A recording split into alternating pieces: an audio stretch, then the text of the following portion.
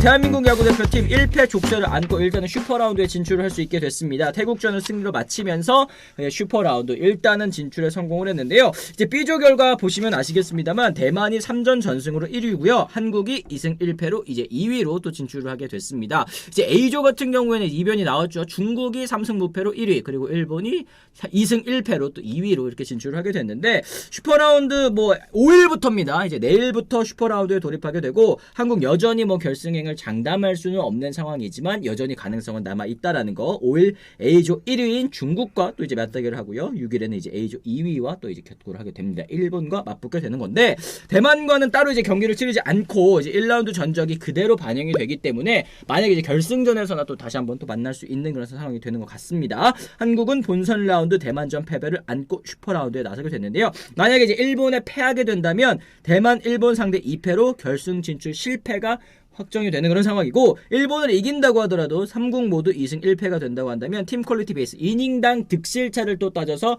결승 진출팀을 가리게 되는 그런 상황입니다. 그러니까 결국에는 우리가 사실은 축구 뭐 월드컵 뭐 이럴 때나 경우의 수를 따지는 그렇지. 줄 알았더니 아시안게임 야구에서도 경우의 수를 좀 따져야 되는 그런 처지가 되고 말았습니다. 일단은 위원님, 이번 아시안게임 보고 느낀 점 뭐 어떤 점들이 또 있으셨는지 또 간단하게 한번 좀 들어보도록 하겠습니다. 자, 이제야말로 또 우리 팬들하고 소통할 수 있는 시간. 저는 대만전 보면서 나는 그런 표현들 쓰잖아요. 주눅 들었다, 네. 얼었다, 이런 표현들 쓰는데 정말 나는 그 표현을 이해를 못하던 사람이었는데 이번에 정말 제가 보면서 느꼈어요. 이게 위축이 돼가지고 선수들이 전혀 그 본인들의 야구를 펼치지 못한다는 거를 저는 느꼈어요. 압박감을 좀 느끼는 게 보였다. 그러니까 그런 것들이 이제 좀 우리 팬들도 보시면서 그런 것도 좀 이렇게 좀 느끼신 분들이 계시는가 네. 또 싶기도 하고, 이걸 보면서 이제 저는 이제 9회에 2점을 더 실점을 하면서 사실은 이제 거기선 나왔어요. 마지막 공격은 보지도 않고 졌다고 생각을 하고, 이거 한국 야구가 진짜 이대로는 안 되겠다라는 거를 뼈저리게 느꼈고, 정말 많은 변화를 가져와야겠다라는 거를 느끼면서 제가 홍보팀장한테 전화를 해가지고 네. 이게 막 진짜 오랫동안 사실 그 중국하고 한국 이 국제 전화였어요. 아, 그렇구나. 네. 네, 뭐 물론 뭐 다른 뭐 그 톡 이런 걸 이용해서 하기는 했지만, 지금 그 홍보팀장이 된 이후로 지금 국제 대회만 하면은 자기는 지금 죽을 맛이랍니다, 진짜로. 그러게요. 어떻게 WBC 홍보할 것도 없고, 그렇지, 그죠? 네. 도쿄 2002 도쿄 그것도 그렇지. 근데 많이 얼어 있다.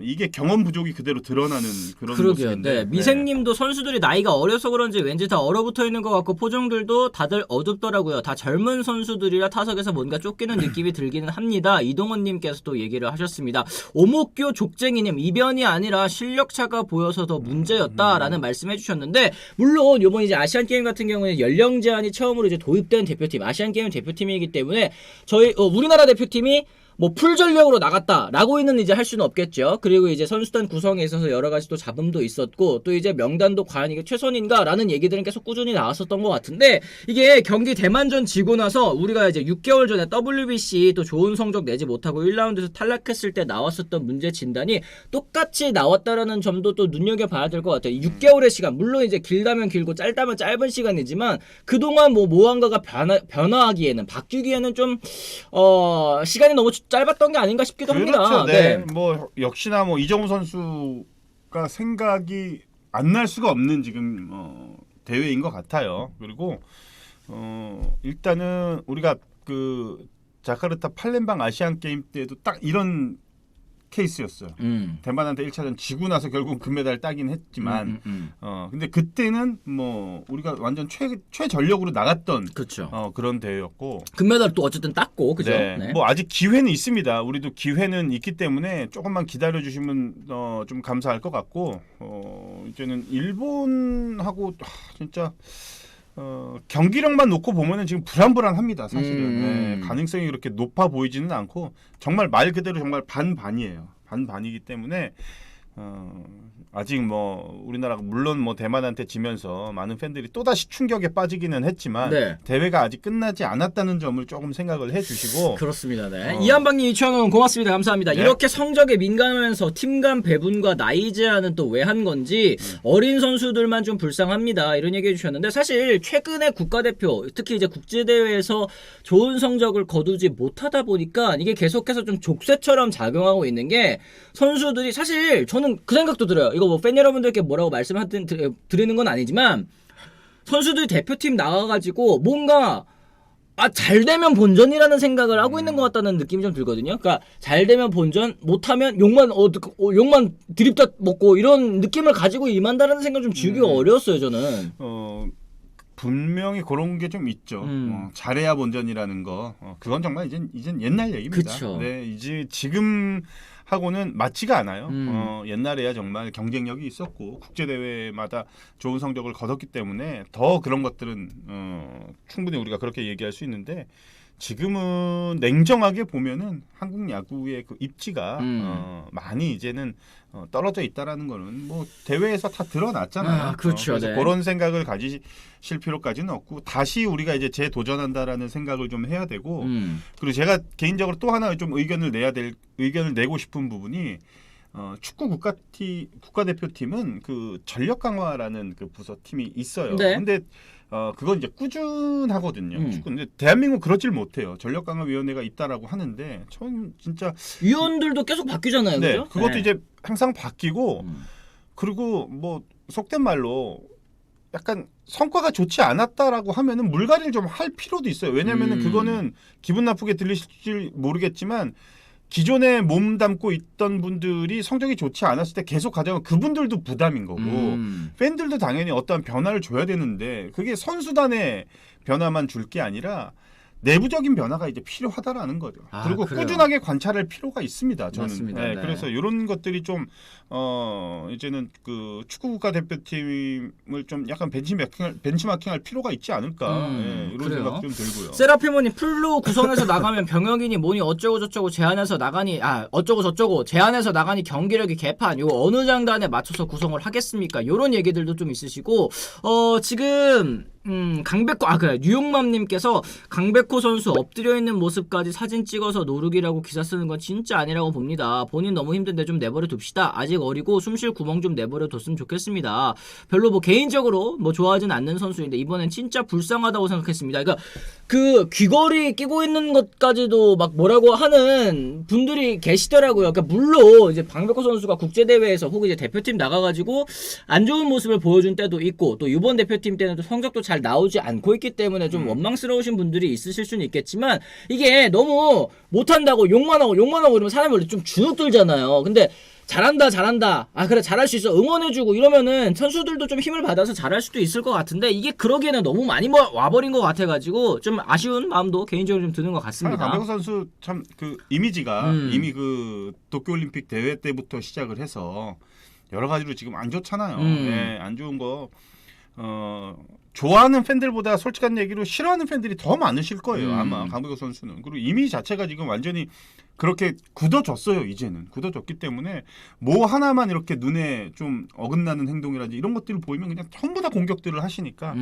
본인도 잘 알 겁니다. 본인도 이제는 많은 걸 또 느끼고 본인의 그 좀 따가운 시선들도 분명히 느끼기 때문에 행동도 조심하고 뭔가 좀 바뀌려고 하는 그런 모습을 보여주고는 있어요. 그래 이게 억까라고 하잖아요. 억지로 깐다고 하잖아요. 이제 강백호 선수도 그렇게 계속해서 카메라에 잡히고 혹은 이제 언론에 또 이제 먹잇감이 되고 이러다 보면은 진짜 잘할 수 있는 선수인데도 계속 좀 주눅이 드는 모습이 나타날 수도 있을 것 같다. 미생님이 못하면 욕먹을 두려움 어린 선수들 군면제도 걸려있고 잘하고 싶어도 멘탈 잡기가 참 쉽지 않을 것 같습니다. 이런 얘기를 해주셨는데 그렇기 때문에 참 코칭 스태프들의 역할 역량도 굉장히 중요한 것 같습니다. 이 유중일 감독 경기 운영 위원님께서는 좀 어떻게 보셨는지 뭐 경기 운영이라고 할 게 있을지는 잘 모르겠지만 네. 한번 의견 주시면 좋을 것 같아요. 유중일 감독도 국내 이제 프로팀에서도 오랜 시간 동안 그 감독하면서 우리 그 유중일 감독의 유중일 감독 하면은 뭐가 딱 떠올라요?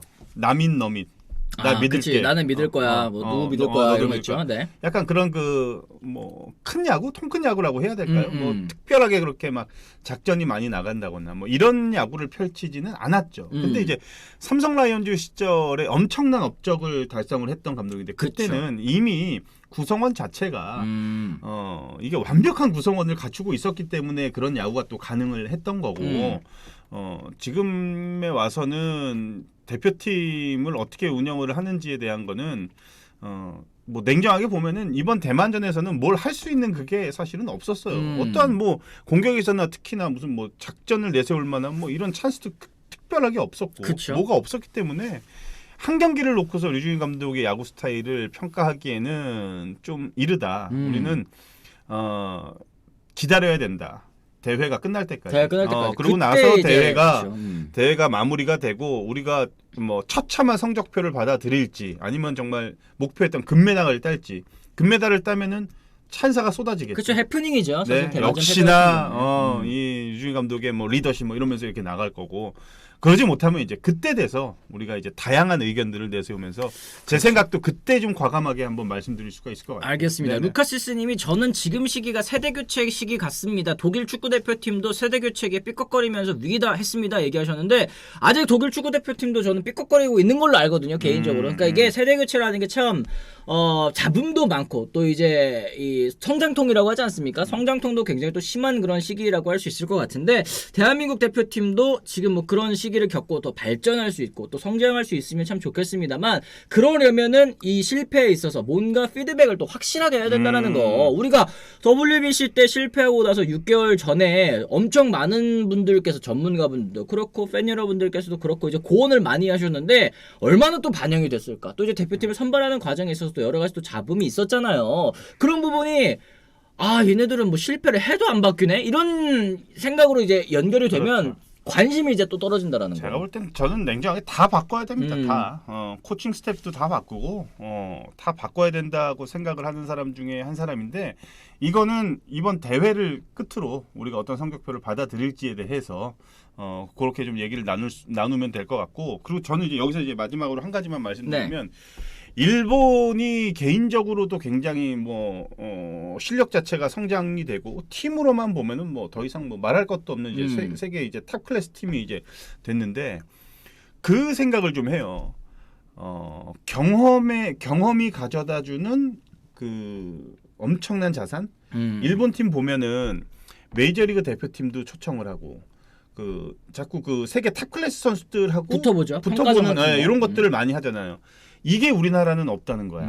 내가 볼 때 요번 대회 때도 선수들이 그 약간 그 낯설음, 그러니까 처음 보는 선수들에 대한 적응 이런 것들이 너무 안 돼 있고 그런 선수들을 자꾸 상대를 해야 이게 한 타석에 들어가더라도 어떠한 그 좀 자신감도 좀 생길 수 있을 것 같고 뭐 이런 것들이 좀 생길 것 같은데 그런 게 너무 안 돼 있는 것 같아 대한민국. 네. 그렇습니다. 어쨌든 그러니까 이런 부분은 팬 여러분들의 왜 우물한 개구리라는 얘기 하시잖아요. 이제 대한민국 대표팀 너무 이제 우물한 개구리다. 뭐 리그에서만 뭐 잘 나간다. 이런 것과도 또 어느 정도 일맥상통하는 내용이 아닐까라는 생각이 좀 듭니다. 일단은 뭐 아까 말씀드린 것처럼 슈퍼라운드 아직 남아 있습니다. 여기에서 일단은 일본과 중국 또 잡고 2승 1패로 기다리는 게 이제 경기 결과를 또 기다리는 게 가장 또 좋은 상황이 아닐까 또 생각을 하는데요. 결승 진출 당연히 또 대한민국 대표팀 가능한 상황이니까 여러분들께서도 너무 또 크게 실망하시지 마시고 또 기다려 주시면 또 좋을 것 같습니다.